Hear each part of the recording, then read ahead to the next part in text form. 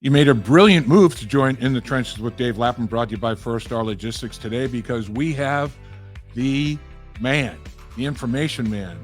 The National Football League is Peter King. Peter King is the National Football League. He's an amazing resource, and we do appreciate him joining us to let everybody know what he thinks about Jake Browning's performance. And he was as impressed as all of us. There's no question about it. And surprised, and rightfully so.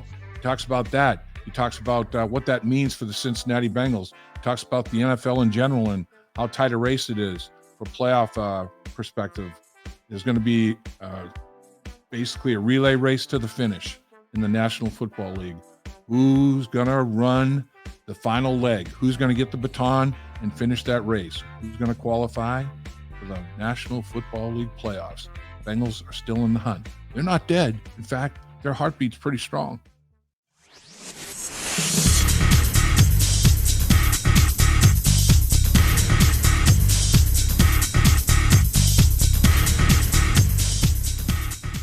You made a great decision joining us in the Trenches with Dave Lapham, brought to you by First Star Logistics, as always coming to you from our studio, because we've got a superior guest.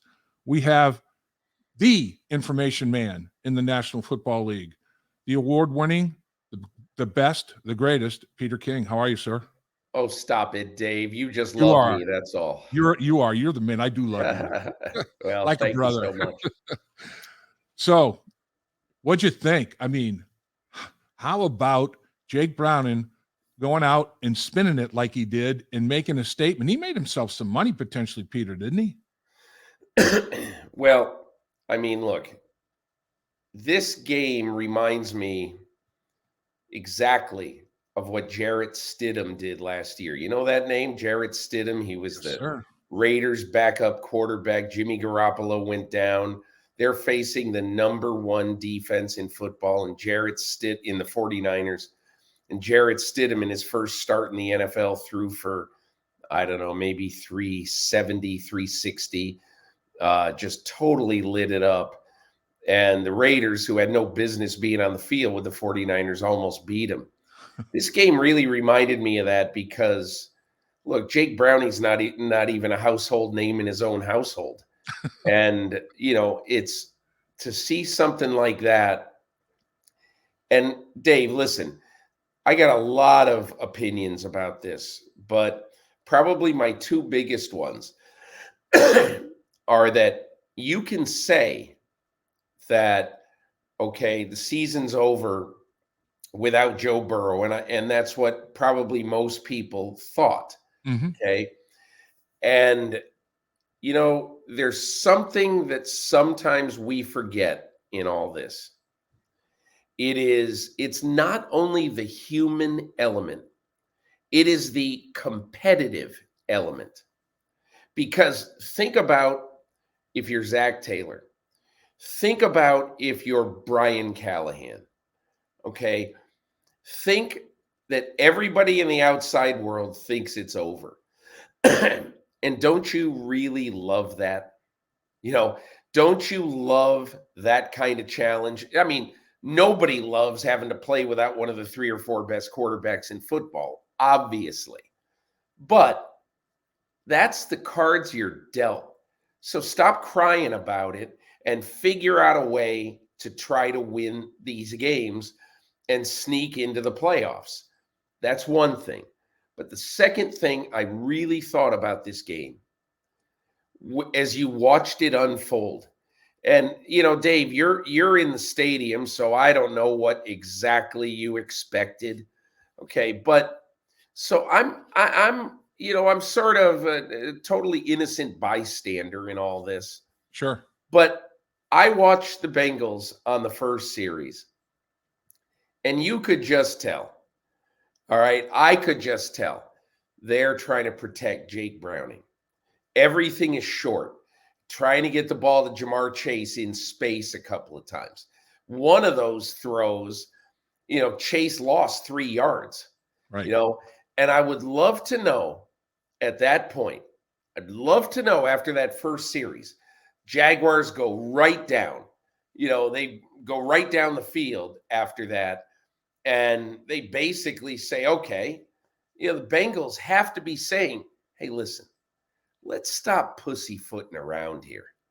The only way we have a chance to win this game is if we score with them.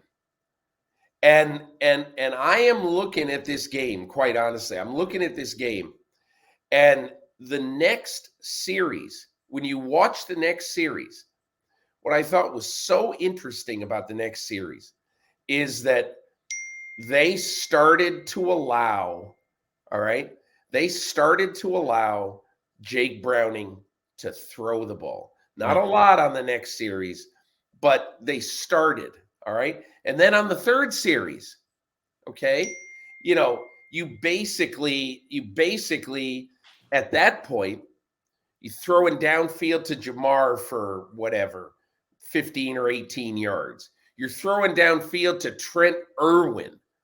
You're throwing downfield to Hudson, rather.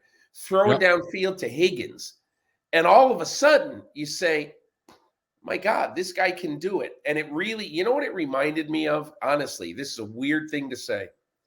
But when Joe Burrow was at LSU and had that incredible game against Alabama, that basically put him on the national stage right there, has this incredible game. And you know what happened? I remember asking Joe Brady, his coach at that time at LSU.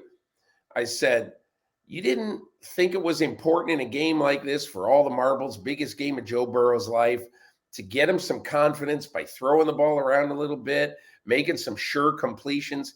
You started the game, bang, bang, bang, going downfield. And he goes, Joe Burrow does not need confidence at the start of any game. As much as any player I've ever been around, he's his own confident person. And so I just thought of that. If Zac Taylor and Brian Callahan are allowing him to do this, they have to trust him to be able to do it. And so then you see the last two possessions of the first half, they go, that first one, 92 yards. And then the next one, 75 yards, if I'm remembering right. But those last two possessions of the first half, they basically announced, this is not a dink and dunk offense. This is the real Cincinnati offense. And hats off to Zac Taylor, hats off to Callahan, hats off to the pitcher, to all the guys on that coaching staff who said, hey, listen, we're not going to dink and dunk. We are going to play Bengals football. And I hand it to them. They did a great job. I can't agree with you more, Peter. I mean, I think that's a great point about the coaches because, it's like everybody feels like we're cannon fodder. We're a 10-plus point underdog in this football game. It's national television. Jake Browning gets to show what he's about, and we get to show what we're about as coaches, trying to help Jake Browning do his thing. And I thought the coaches all, shined real brightly in that national spotlight like you're talking about because – the game plan was outstanding. I mean, they did everything. They ran the football well. They play action off of the run game. They ran the screen game. They got Browning out of pocket, changing the launch point with bootlegs and nakeds. And I mean, he throws really well. He's accurate on the run. They had a game plan that was chock full, man, and they used every bit of it. And it was executed to perfection. And they never, like you said, they never felt like they were out of control of that football game. Even that stretch, 2 minutes and 20 seconds where they, gave up a touchdown. Then they had the botched, gadget play. Tyler Boyd throws the interception and they score again. They score 14 points in literally 2 minutes and 20 seconds. And they don't bat an eye, they overcome the adversity. And this football game had 5 ties, I think the most in any game in the NFL this season. And it was just a heck of a battle. Dave, I've got to ask you this question. Yeah. Because I'm watching it and I'm saying, man, Tyler Boyd's a good athlete. What in the world was that thing? So tell me about that play. Is that a play that you think they had practiced a lot? Were they very confident in it? What do you know about that play? Not much. And I hope I never see it again, I guess.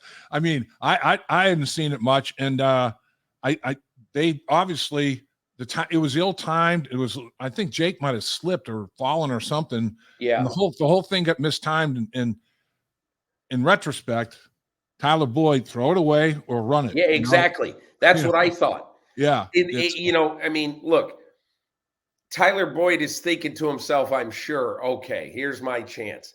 I can really show what a great thrower I am and all that stuff. But there are some times, and I'm sure, I bet you $1,000 that Zac Taylor has gone up to him or will go up to him today at some point and just say, hey, listen, you got to eat that ball if the play isn't there. Right. Just throw it away. Even if it's intentional grounding, at least it's not a touchdown. Right. Right. Anyway. And Tyler Boyd was a high school quarterback. So that, now he wasn't running the run and shoot, he was a running quarterback, but he threw the football and he can throw, but oh man, that whole sequence was like, oh, I can't believe it. But I tell you the amazing thing, Jake Browning is one of 7 quarterbacks in the history of the National Football League to 86% or better and throws for 350 yards. One of 7 guys.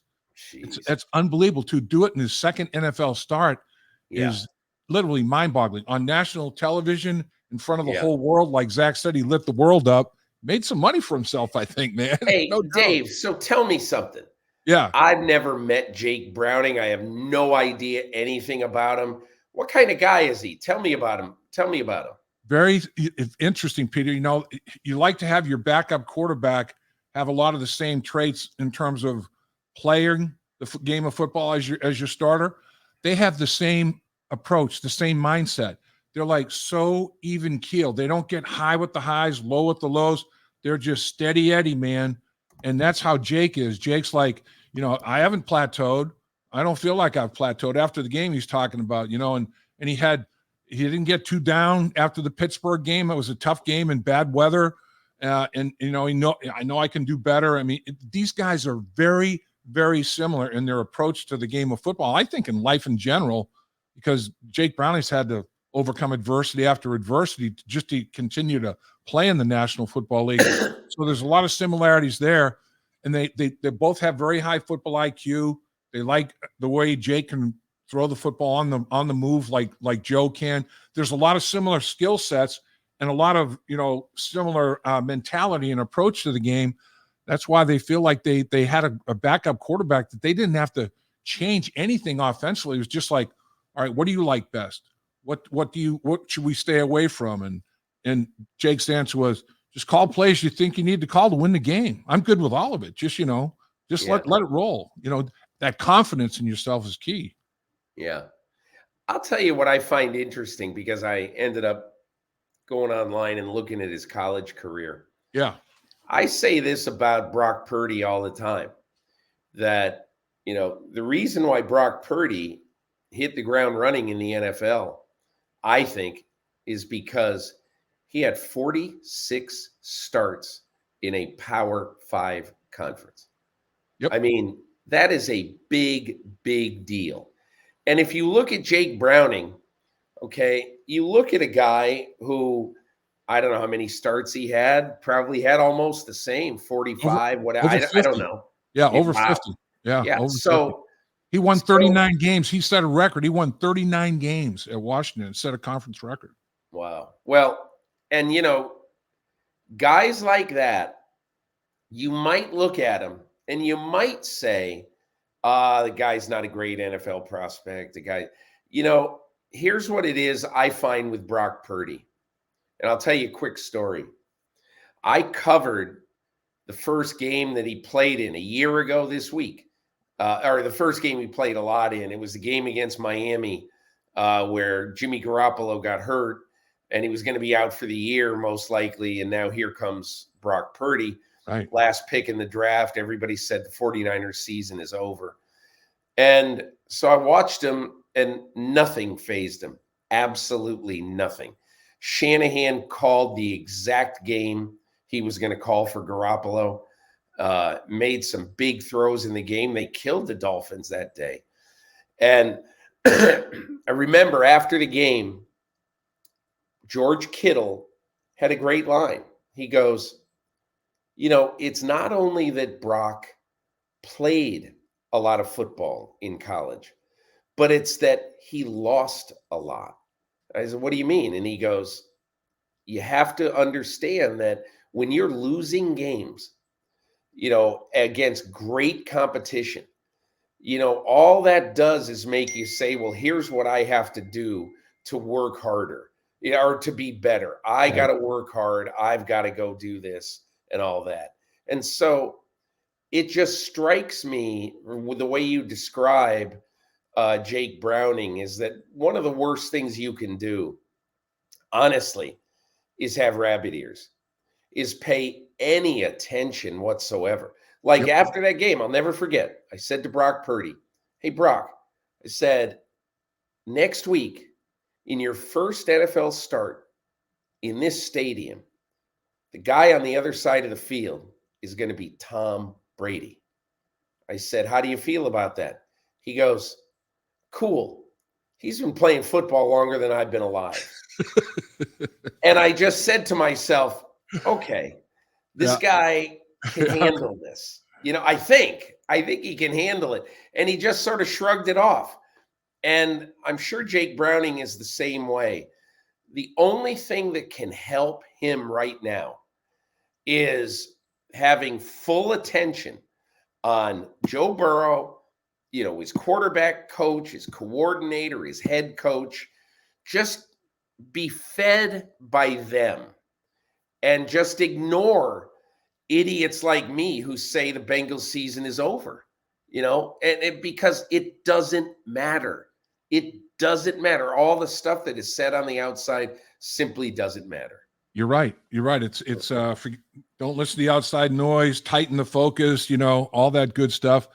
The interesting thing in this matchup coming up, the Bengals and the Colts, Gardner Minshew and Jake Browning, when they were in college in 2018, Jake Browning went to Washington.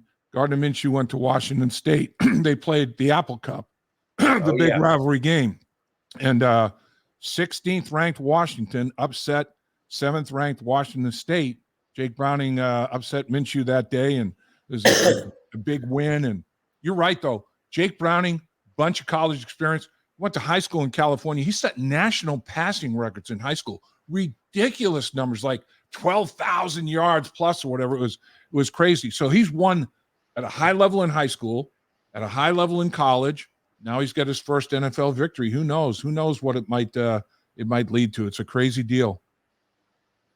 The one other thing I would say about what this says to me about the Bengals, did you notice how after the game, how feisty Jamar Chase was? Yeah. He was almost angry, after the game. I said, what is this guy so pissed off about? And I think if you were a competitor and you're a really good player, Dave, I bet you can probably recall back in the days of Boomer and Ken Anderson. Ken Anderson was genuine and lovely, great guy, but I'll bet you $1,000 in 1984 when Boomer started playing, he was ticked off, because he's a competitor. Yeah. Jack Lambert once said the quarterback I admired the most who I played, Ken Anderson. Now, for Jack Lambert to say that, you got to be one tough hombre right there. Yep. And so guys like, even if, Ken Anderson has to take a seat behind Boomer, that's not going to extinguish what's inside of him at all. Right. And I am positive that stuff from Jamar Chase the other night was basically Jamar Chase saying to the world, don't go trashing us because Burrow's not playing. That's one guy on our team. We're going to be heard from here. And, look, all the way from Mike Brown down, I am sure that even though they may not love some of the ways that guys like Jamar Chase, express themselves sometimes, they have to love the fact that this seed has been planted in this person and in this team that we will be heard from this year. We will make the playoffs, and we are going to win in the playoffs this year. We don't care that Joe Burrow is not here. And that, to me, is what I heard out of Jamar Chase the other day. And look, we don't know, Dave. We have no idea. We didn't even know. Look, it's an uphill fight. There's all these teams, Buffalo and, in Houston, all these teams that are close right now. So you don't really know what's going to happen or what it's going to lead to. But I just like what it says about the character of my players and the character of my team. I agree with you, Peter. It's like, you're not going to make Jake Browning Joe Burrow, but you can make Jake Browning the best version of Jake Browning you possibly can be. Everybody else around him, players and coaches and everybody. I know we're up against it, Peter. I know you're super generous with your time as always, but I got to bid us goodbye here and finish this one regretfully, because I could talk to you all day about football. You're the best. We always have fun, Dave. No question. Thanks for everything, and look forward to catching up again down the road, sir. Sounds great, Dave. All the best to you. Take care. Appreciate you, Peter. Dave Lapham here, and every day I am grateful for my experience to have played professional football. As a player, I realize self-motivation, leadership, and appreciating your teammates are key. At First Star Logistics, you can use those same attributes to create the life you want for you and your family. Build your future by working hard like I did. You'll see results both on and off the field. Call First Star Logistics today and be part of our winning team. Opportunity knocking.